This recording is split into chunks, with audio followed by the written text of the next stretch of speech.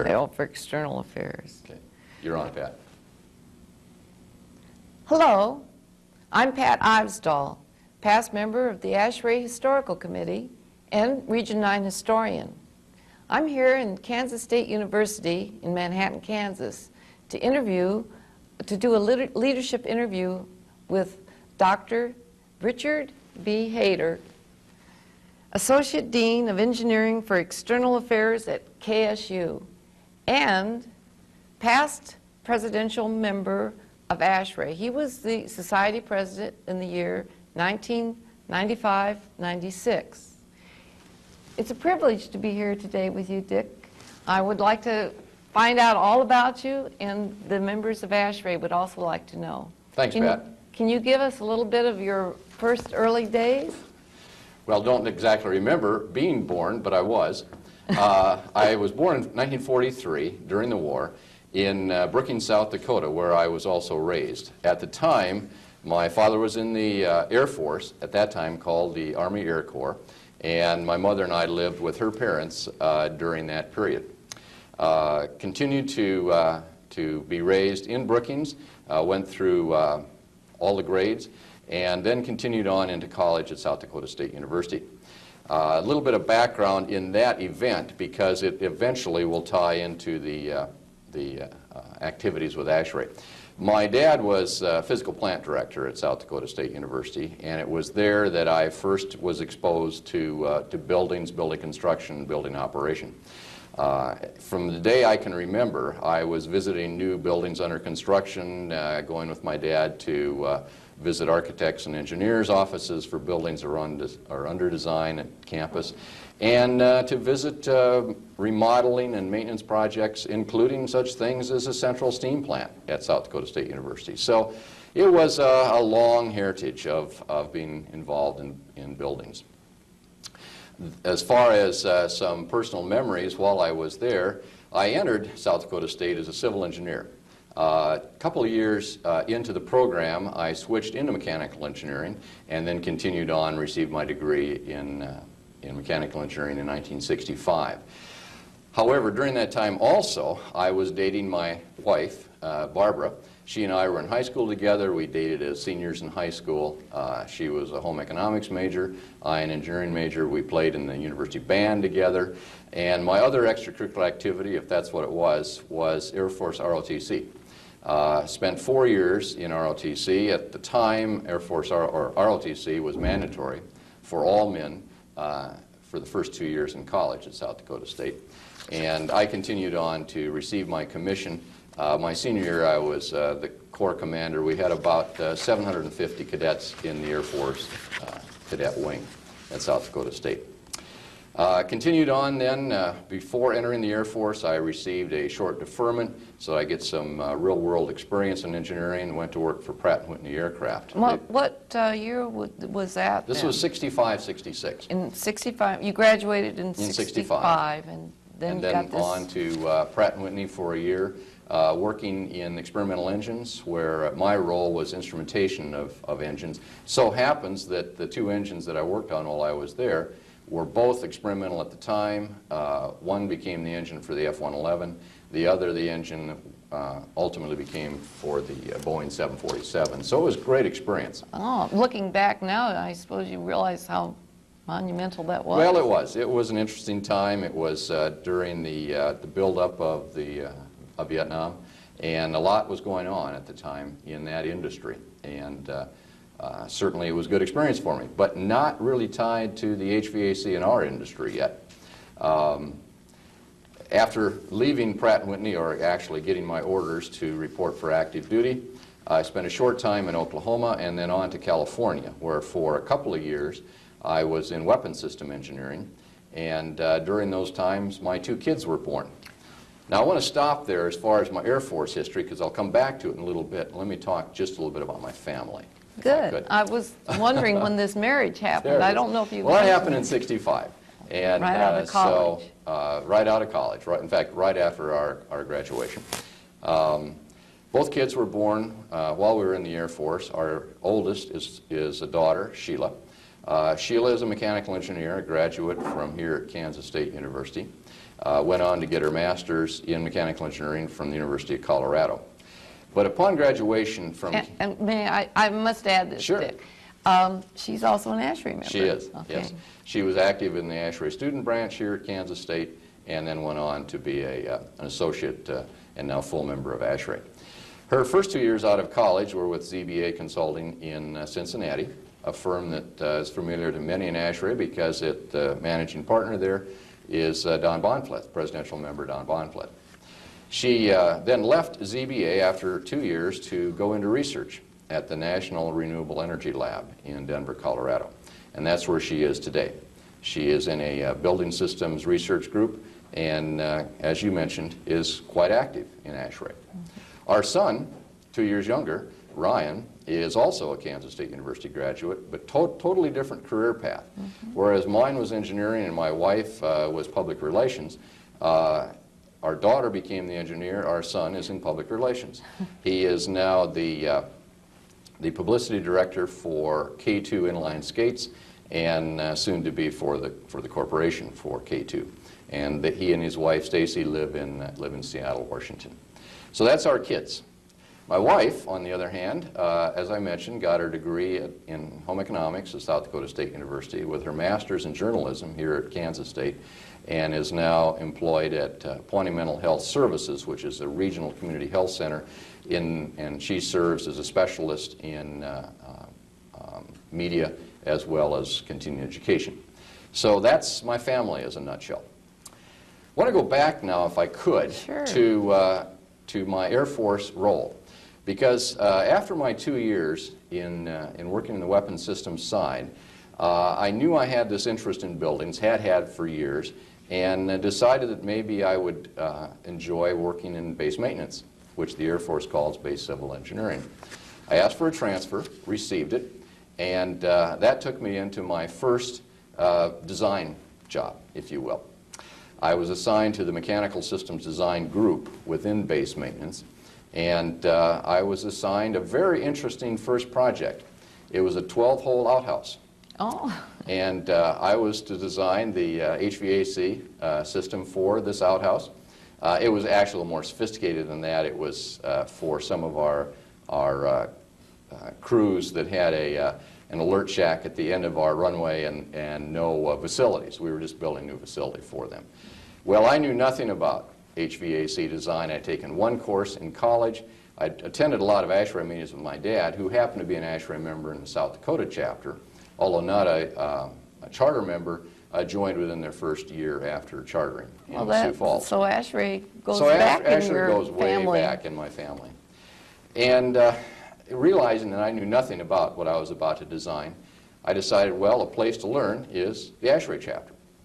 So at that time, this would be about 67, I joined the Sacramento Valley chapter in Sacramento, California, where I was stationed at McClellan Air Force Base. And certainly that was a wonderful experience because between the networking and the chapter and finding people who would help me with my outhouse and the opportunity to go to chapter seminars, which were excellent, it started me in the design business. And that's how I got my start in the Air Force. Well, that is very interesting to realize that's how you're connected with the HVAC and ASHRAE.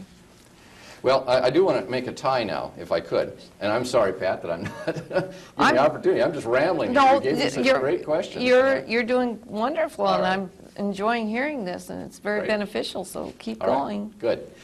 Well, after 2 years of this design, I was fully intending to make the Air Force a career. It was very interesting.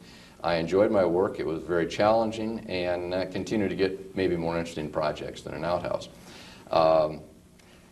However, about the time I was deciding to volunteer for duty in Vietnam, at the time it was really necessary, if you were going to make a career of it, that you have time in Vietnam, and I hadn't had any at that time. I received an ASHRAE journal. I'd been a member now for a couple of years, and the journal came with an article about a university I didn't know much about and a laboratory I knew nothing about. But it was an article about a laboratory called the Institute for Environmental Research, and it was at Kansas State University. And I just thought it was fascinating, the research that was written up in that article. And so I wrote this individual, who I didn't know, and asked him about what graduate programs might be available. It happened to be Dr. Preston McNall, who will be one of the interviews today.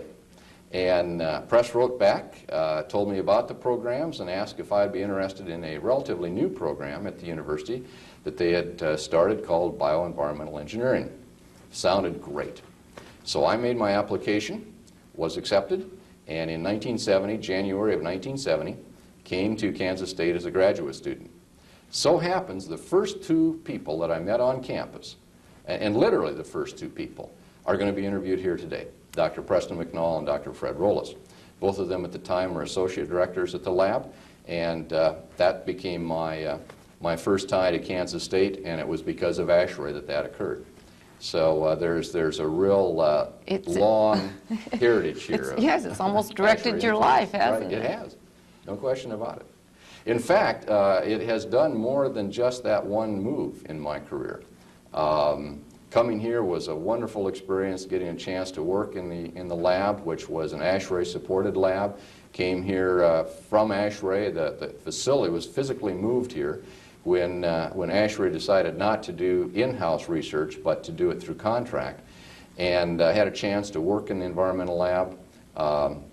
Went on, at that time, energy and alternative energy and energy in buildings was becoming an issue. Did some work in that area because of the ASHRAE tie here, and we'll get into some more specific ASHRAE activities in a minute. Made some contacts in the private sector, went into consulting, was asked to start a firm, subsidiary of a consulting firm that dealt with energy in buildings because of the ASHRAE contacts that I'd made here. Joined that firm, and we eventually went into a lot of in-house training through ASHRAE and through a number of other... Now, well, that firm that you joined, a private firm? It was a private firm, and it still continues today. You can mention that well, firm it was want. Energy Management Control Corporation out of Topeka, and I became its managing partner, executive vice president. Oh, my goodness. Through the, again, a lot of ASHRAE contacts we used for our instructors, did training all over the country in HVAC for the Department of Energy. But again, ASHRAE contacts all the way through. All the way through. Because of this continuing education activity at that firm, Kansas State asked if I would come back to direct an activity similar to that here at the university. And so I returned, and to this day we continue to use ASHRAE members in a lot of our training and teaching sponsored here at Kansas State. So certainly ASHRAE has had a major influence in my life. It certainly has. So that, you were working on your graduate degrees from 1970 to 75. That's right. And then you went over to the, well, you worked here at the university and the engineering and teaching and research. That's right. Mm-hmm. And then you went to your outside job and then back to the university. Back to the university. So it's been a good experience for you educationally wise, hasn't it? Oh, sure, and professionally. And professionally. Right. And networking, and I may mention this again throughout, has really been critical in my career. If I had not had a chance to meet Press and Fred Rollis, if I hadn't had a chance to meet the men and women who have taught for us and that I've either worked for or had worked for me, all of this networking has really formed my career. In other words, people make ASHRAE. They do. That's Absolutely. true. Now that we've brought up ASHRAE every other sentence here, I wanted to find out maybe a little more specifically what you've been doing with ASHRAE. Sure. Your chapter experience. You said you were out in California with this, which chapter? Sacramento Valley. Sacramento Valley, California. And then you joined the Kansas City chapter? I did. Now there was a break in there. From I left Sacramento in 1970 and moved here as a graduate student and really didn't get involved or didn't really join the chapter. I continued my ASHRAE membership, but really wasn't involved in the Kansas City chapter for a number of years. My first society level meeting happened to have been in Kansas City. And I think it was either January of, must have been the winter, no, it was a summer meeting. Either the summer meeting or annual meeting in 1970 or 71. I'm not exactly sure when it was. Quite a few years ago. But it was, and it would happen to be hosted by the Kansas City chapter. A group of graduate students went over under the tutelage of Ralph Nevins, who to some who have been in ASHRAE for a number of years will recognize the name. Ralph was dean here at the time and also director of the environmental lab. And he introduced us to the whole ASHRAE system and encouraged us as students to sit in on technical committee meetings. So that was my first real introduction to the society level activities. To this, well, starting at the chapter level. Right. Right. Well, and then actually joined the chapter when I went into private practice in 1977, must have been. So you kind of came out ASHRAE through the society level and then down Primarily. to the chapter level. Okay. And within the society, you have been very active on committees, ASHRAE committees, haven't you? How many members, how many committees have you belonged to over the years? Well, it's hard to know. But in '75, I started attending ASHRAE meetings on a society level meetings on a relatively regular basis. By that time, I'd finished my graduate degree and went to my first winter meeting in Dallas in, I believe it was '75. Because of Ralph's previous influence, who he had passed away by then, by the way, but he was well remembered in the society. I sat in on some technical committee meetings and was immediately asked to join a couple. One was TC 2.1, which Fred and Press have been very active on the human factors side, and certainly a direct link to the environmental lab here. And the other committee was TC 6.7, which is solar energy applications. Just happened I was doing some work in that area, teaching some courses in it, and the individual who chaired that committee was a good friend of Ralph's. His name was John Yellett, and in the solar business, that's an icon in the industry. John saw me there as then a young ASHRAE member, and I had been asking some questions during the committee meeting, asked if I'd be willing to join, and that, between those two committees, kind of got my start in the technical committee activities. And then it goes on from there. At the what major issues were facing the industry at the time that you started these committee works, that they'd probably be addressing those issues? They were. Well, energy was a big issue because of the first of the oil embargoes of '73 and then '74. So energy was a real hot issue, both energy conservation in buildings and alternative energy applications. So it was a great field to be in, to have been doing some research and then ultimately some design in. And that probably was a major influence on how I kind of worked into the system. Both committees were very active on doing seminars and symposiums at society level meetings. I happen to chair a few of those. And as a result of that, and an ASHRAE staff member who has since passed away, a guy named Jack McClung, who was the staff person responsible for society level programs, programs at winter and annual meetings. He and I became friends because of a few of the symposiums that I was chairing, and he passed my name on to the president-elect at the time, Hugh McMillan, who invited me to serve on the first of my standing committees, which was the ASHRAE Program Committee. The ASHRAE Program Committee, yes. That got you really more involved in knowing people in the structure of ASHRAE. And then where did that lead you? Well, I continued on the TC activities, technical committee activities, but program committee led on to being chair of the program committee. And about that time, we also got quite interested, ASHRAE, in this whole idea of a formalized continuing education program for our members.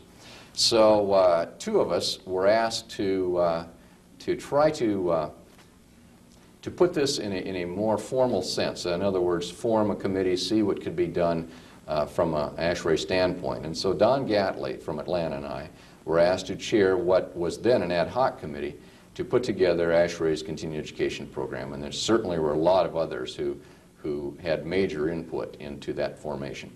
Well, out of that evolved the professional development seminars that we have today. And at the time, a committee was formed called just that, the Professional Development Seminar Committee.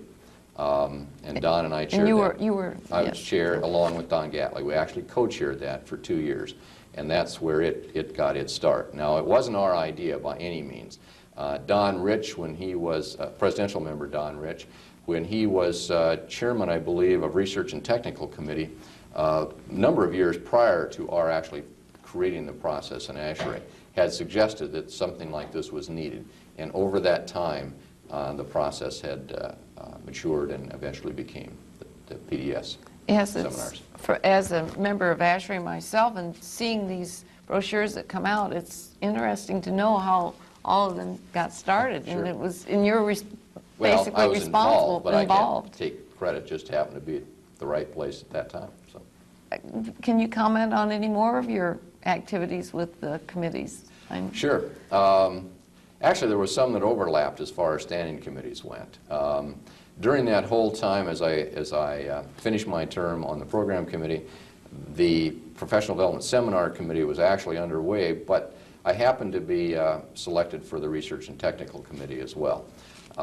Still continued to serve on TCs, but then continued on through the R&T ranks, ultimately to become its chair. The Research and Technical Committee is a pretty important standing committee, isn't it? Well, and because of the emphasis that ASHRAE puts on research. There's no technical society in the world that sponsors through voluntary contributions the level of research that ASHRAE does for its own industry and ultimately for the users of our industry, the general public. So the Research and Technical Committee, by the way, which has now been split into two, a research committee responsible for the administrative side of research and one responsible for the technical activities of the society. But at the time, we're one. Well, how long ago, did they split those? I'm going to guess, Pat, it's probably been about 4 or 5 years ago. 4 or 5 years ago. But that's my guess. Probably back in the middle 90s at some point. At the time, the committee was responsible for research management as well as oversight of the technical committees. And so, yeah, it was a very active committee. Very and active. Continues to be. And they take care of all the TCs, don't they? Well, now the Technical Administration Committee, I'm not sure of its exact name, is responsible. But at the time, yes, we had TC oversight. Mm-hmm. And I see here on your resume, Dr. Hayter, that you were also on the the Refrigeration Committee? Well, that's later on. That's later on. Let me explain how you get into some of those committees that happen to be on my resume. It's more by default than it is to be a contributing member.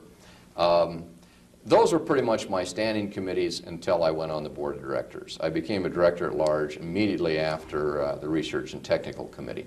And I became a director at large, boy, I'm not sure. It must be about 13 years ago. Yeah, 1986 to 89. Okay, so I joined it in 86, the board of directors. And by virtue of being a director of large, which is one of two types of directors. There are directors at large, and there's regional directors. Director and regional chairman. Yeah. And those two serve the society either from a service to chapters or at the society level managing the committees. I happened to enter the route through the director at large, and by virtue of that was assigned to a variety of committees during that tenure, one of them being the Refrigeration Committee. Okay, there's, like I say, you have been active in so many committees that it's just overwhelming the amount of experience you've gained. Well, and it's been all to my benefit. Hopefully I've helped the society a little I bit want to along. rush ahead a little bit here to Sure. more current times. Because of all this experience that you've gained, you eventually were nominated to be president of ASHRAE. And now I'd like to get a little Sure. information about that year, your presidential year, 1995, 96. 95, 96, right. Mm-hmm. And what was your theme for that year? My theme was just simply the word vision. The theme came as a result of, again, some earlier committees that I'd been asked to serve on and to chair. There were two ASHRAE strategic plan ad hoc committees that I chaired prior to that. And ASHRAE is really committed to planning both in the short term and long term. And it truly has an impact on the society. And a lot of members, society-wide, chapter level, grassroots level, those active at the society level, have contributed to this planning process. And to do that, you have to have vision. So that's the theme that I chose for my year as president. Now, at that time, 95, 96, what was happening in the world that influenced you as president? We were right in the trauma or the change, the shift from the use of CFCs to those that were more environmentally benign refrigerants. And so probably that was the single biggest issue that was occurring during that era. Now, it wasn't only just during 95, 96, but certainly that was a major issue. Energy continued to be important, but ASHRAE had to be proactive in reminding consumers of its importance, and we've done that through our standards, continue to struggle with our energy-related standard, Standard 90. Every president prior to me... Standard 90, can you remind me about the significance of that standard? The ASHRAE Standard 90 deals with the design of energy-efficient buildings. And Standard 90 has really been one of our premier standards as far as the impact on the industry.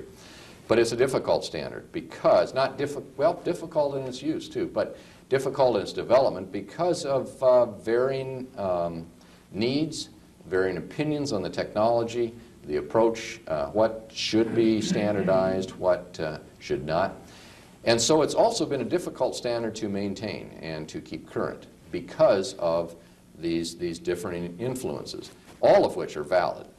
But because of that, my predecessors who were ASHRAE presidents and those who have succeeded me as ASHRAE president have had the same dilemma that I've faced, and that was trying to maintain its currency and make sure that our standards were state-of-the-art. And so it continued to be one of our major issues during my year, that as well as the standard that deals with indoor air quality, Standard 62, another very important standard. Now, prior to my being president, but two standards that had a major influence and were adopted society or industry-wide prior to my term and then during my term and has continued on, deal with refrigerants, Standard 52 and 34. Those two standards have had a major impact on this changeover from CFCs to the more benign refrigerants. And that certainly was a major part of the year as well. As your presidential year. Yeah. Now, I can't take any credit at all for that to occur. It just happened to be occurring while I was president. I was going to ask you a question that's similar to what you were talking about. Any one specific accomplishment during your year that impacted it's interesting when you're an ASHRAE president because you see better than ever before how things are accomplished with or without the direction of the ASHRAE president. The ASHRAE president will get credit for a lot of things that happen, whether he or she has had any direct influence on it or not. And I'll give you some examples. It just so happens that ASHRAE entered cyberspace the year I was president. The ASHRAE webpage became a reality in October of '95. Certainly I can say, gee, I can take credit because I was president. Well, I can't take credit. It just happened to be the timing of it. A number of things like that occurred. For example, the now known as the Distinguished Lectureship Series was developed and became a program within ASHRAE during my year as president. Again, it's because the Chapter Programs Committee, which had just been formed, decided this was something they want to undertake, and they undertook it. Other things that happened during that year that, again, I can't take credit for, but that did occur, and for which I'm really proud that they did. We formed 3 new ASHRAE chapters that year. Now, again, this was the grassroots, saying we want a chapter, and we'll go through the process to make it happen. And through one of the regional chairmen, Sukhdev Mathadu, it happened. And I was privileged to be part of the chartering ceremonies of these 3 chapters. One was the Cairo chapter, or excuse me, the Lebanon chapter, but the chartering occurred in Cairo for some reasons of our State Department. Asked me to charter it somewhere other than Lebanon because of some security concerns. That was the first chapter. The second was in Kuwait, where we chartered that chapter. Most interesting experience with the Chancellor of Kuwait University participating in the ceremonies, the ambassador, the U.S. ambassador to Kuwait participating in the ceremonies. Just a very, very positive experience. And then we closed out the year by chartering the Delhi chapter in India, which is the second chapter of India. So it was a very active year from the charter chapter. Very international Right. year. And of course now that's led to a new region. So It that's has. very, you were part of the big change in ASHRAE actually that year. Just weren't happened you? to be part of it, Yeah, right. that And was- again, it's like I said, the ASHRAE president just happens to be the most visible part of it at the time, but certainly is not the reason that it happened. So. Well, we're interviewing you now, let's see, 4 years after Sure. the fact. And that's actually a rather recent interview because we like to have the ASHRAE presidents have a little time to overlook what has happened since their time. And you can see what has happened since then. It's monumental. I'm going to back up a little bit because I'm interested in the award you received in 1987. And you've been mentioning Ralph G. Nevins.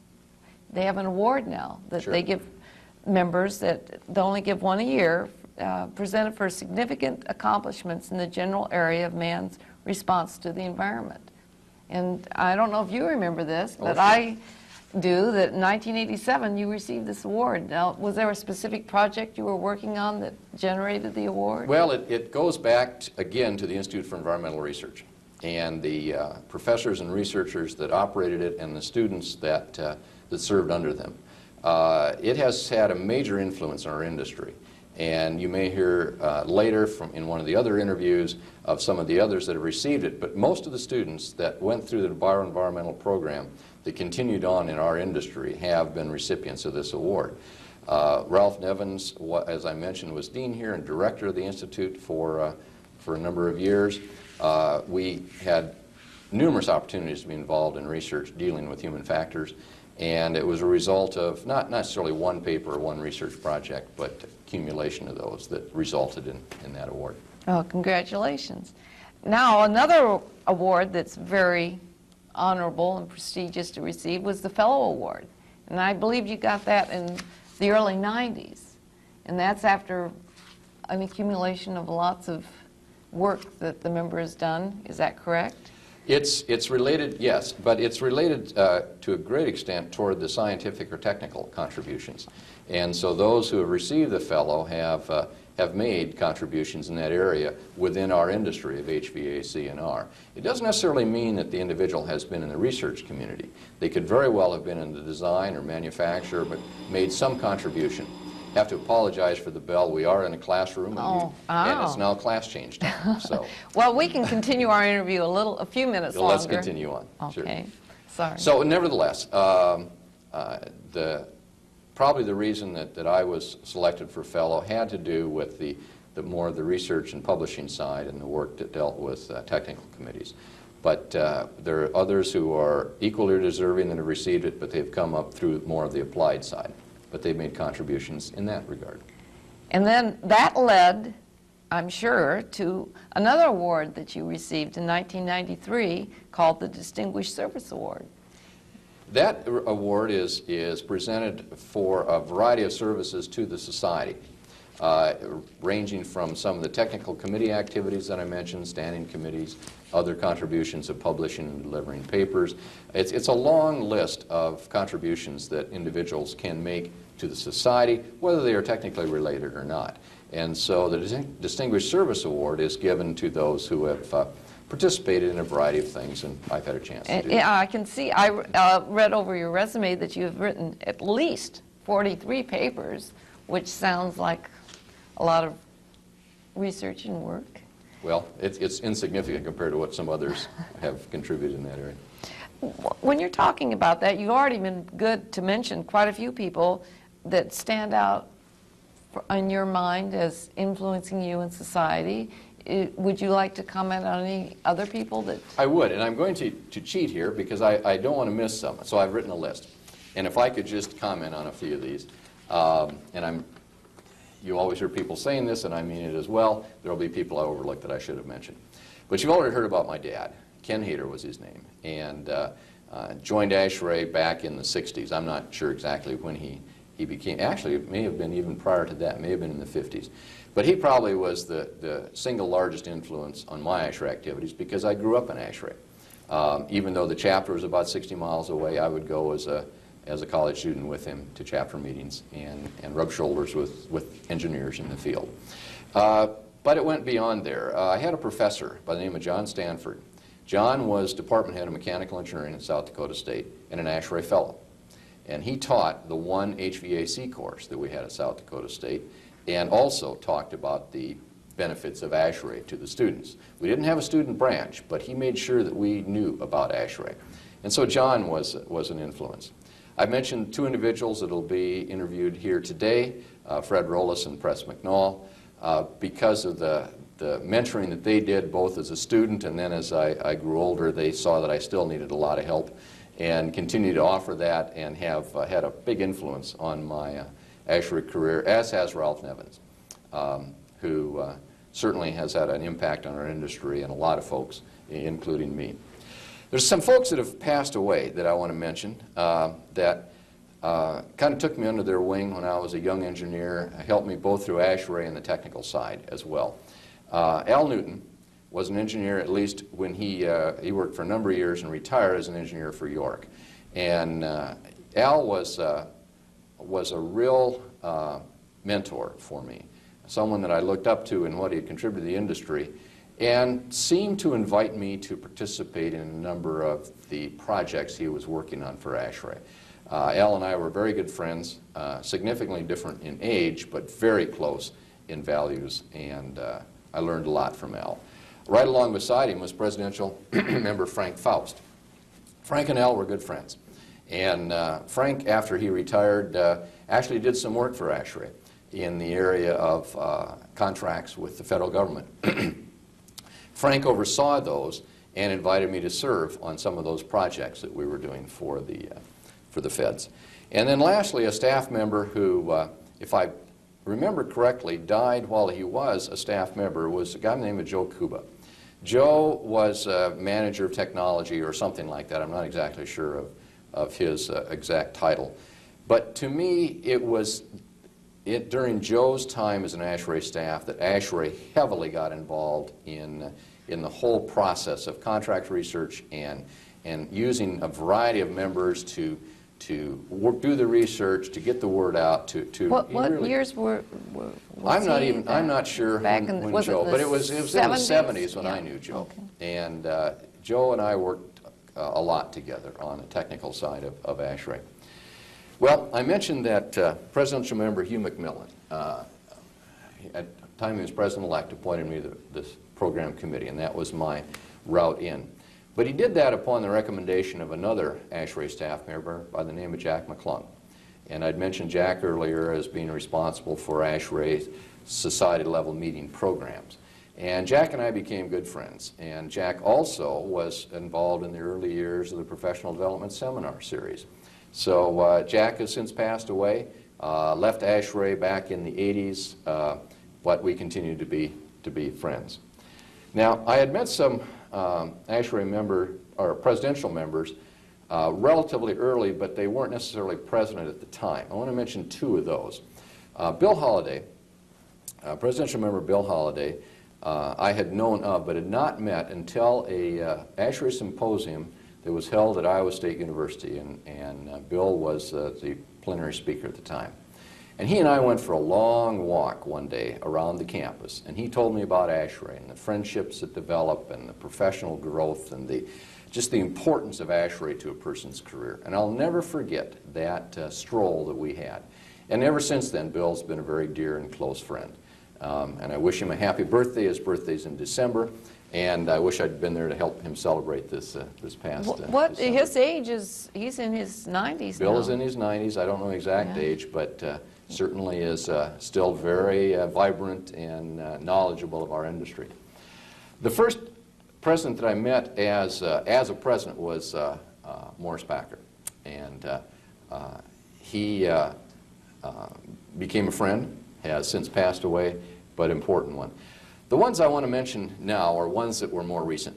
Presidents that I've worked with, I went on the ASHRAE Executive Committee as vice president under Dave Butler, and all the presidents since then, until I became president, I served under in one form or another, and I may miss one, and I apologize to them if I do. And these aren't necessarily in order, but Damon Gowan, Don Rich, Dick Charles, Neil Patterson, Billy Manning. I followed Billy as I was Billy's president-elect. I succeeded Billy as president. He was president during the ASHRAE centennial, and so my year as presidency was the first year of the second century.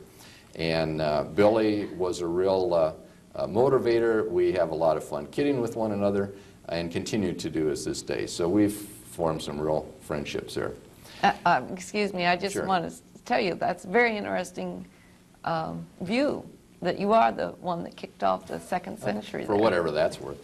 But anyway, now there's some ASHRAE staffers that I also want to mention, because without our phenomenal staff, ASHRAE couldn't be what it is. Even though we were volunteer-driven, the staff helped the volunteers do their work. And the individual who was the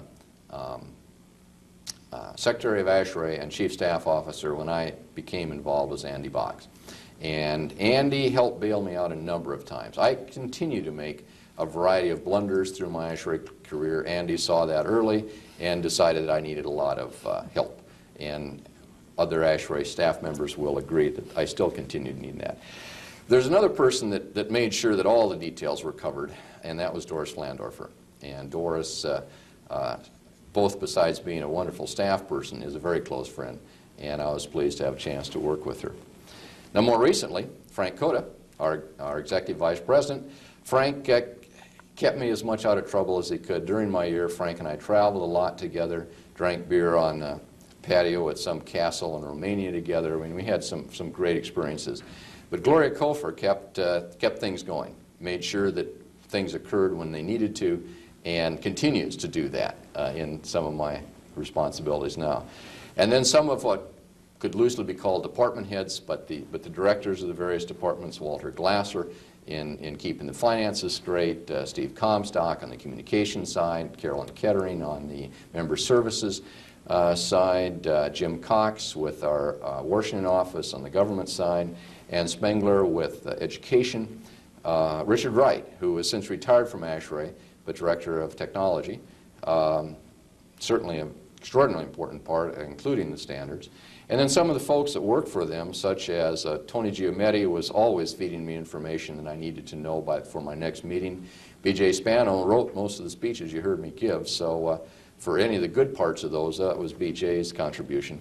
Bill Seaton over in research, manager of research, and I have traveled a lot together, spent a lot of wonderful times together. The person that kept my cash flow moving was Gwen Phillips, who works for Walter Glasser.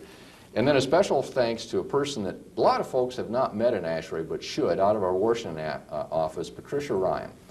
Regularly, I would be running off to some country that I needed a visa for, and I'd forget about it, and Patricia would make it happen. How she did, I don't know, but she kept me going, and thanks to them.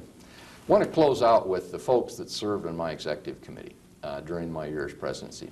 Jim Hill, who many know as presidential member Jim Hill, and many who get confused in a look-alike. Jim and I apparently look a lot alike, and we have such funny stories to tell, and continue to this day. People get the two of us confused. I don't think that's a compliment to Jim that people get him confused with me, but he was a wonderful president-elect that served under me. Don Holt was treasurer at the time, presidential member Don Holt. Certainly George Jackins, who is our president now as we're having this interview.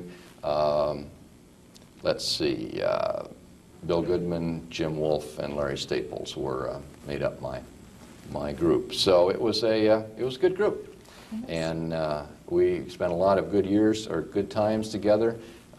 We had other vice presidents that eventually came into the scene as I was retiring, such as Bill Code And along with them, following Bill was, of course, and they didn't serve on my executive committee, but I was very close to them, our vice presidents who we have today. So it was a good group of people. Very and good.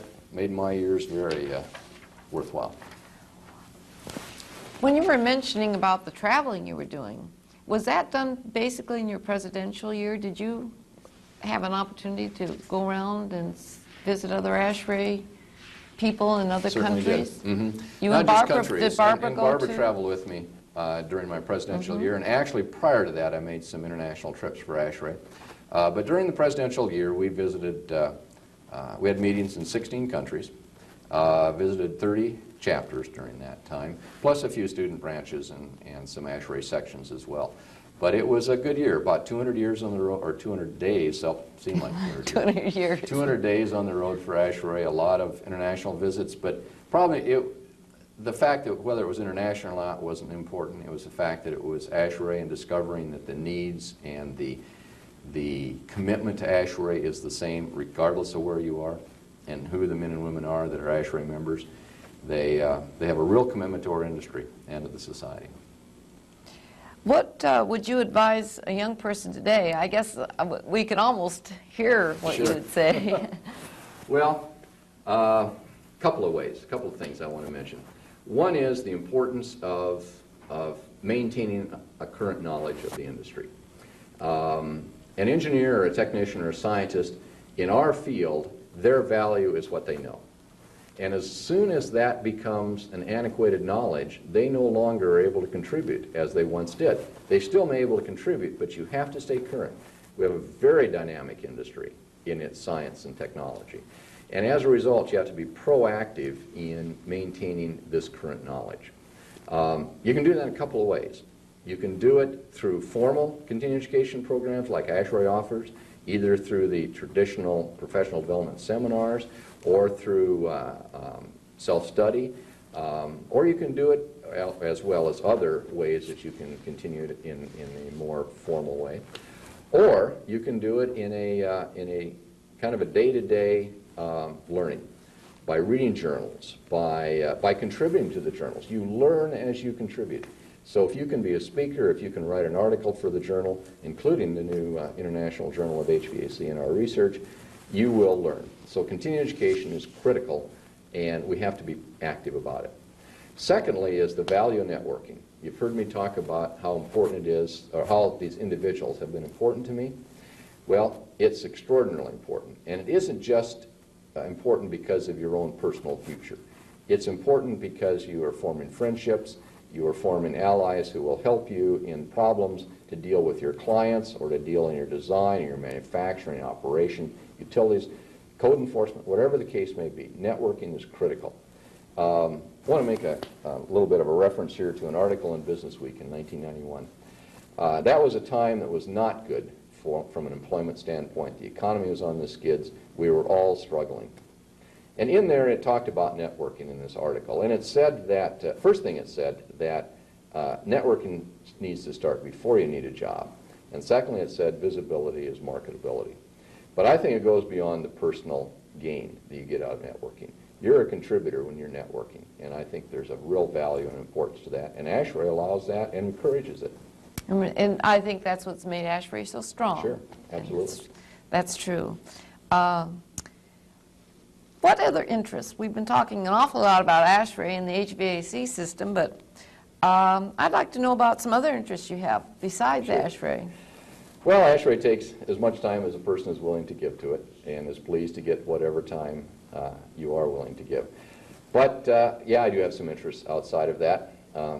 As all parents, we spend a lot of time with our now grown children, and are pleased to do that, even though they live, relatively large distances away. But when we're not doing that, and we're spending a lot of time with our own friends, some personal interests I have range all the way from just simple things around the house to something I just happened to get back from this morning, which was tied to an ASHRAE trip where I spoke at the Utah chapter on Friday and skied on Saturday and Sunday. And that happens to be my outdoor sport activity. So that's just one of a variety of things that keep me busy and things that I enjoy doing. Are there any other points that you'd like to conclude with here today? Well, just want to again encourage folks to see the benefits of active participation in a technical society, in our case ASHRAE. ASHRAE can't be what it is without the individual participation. And I've often said that there isn't a man or woman in ASHRAE that doesn't know something that I personally need to know.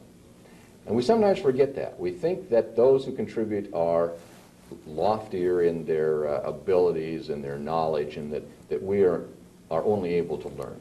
But that's not true. We've all got something that we know that the rest of us need. And we need to find a way to share that. And you can do it through your participation at society level, but certainly at the chapter level. The chapter is the heart of the society. 30,000 men and women a year attend chapter meetings. And it's there that we are able to network and to get our information out. And at the society level, in a support mode, we're able to create this knowledge, to make the publications that are so important to ASHRAE, to prepare the standards, to do the administrative side and the technical side that brings us all together. And there's a niche in there for everyone, however they're able to participate. If they're never able to go to a chapter meeting or a society level meeting, they can still contribute as authors, as reviewers, as suggesting research needs, as using ASHRAE services, and then suggesting how they can be better. So I just want to encourage people to recognize the importance of volunteerism and have a vision about it. And that is my message. Well, thank you, Dick, and I'd like to thank you on behalf of ASHRAE for all the service that you've given to ASHRAE to make it a bigger and better, stronger organization. I've enjoyed doing this. Thanks. Thank you. You bet.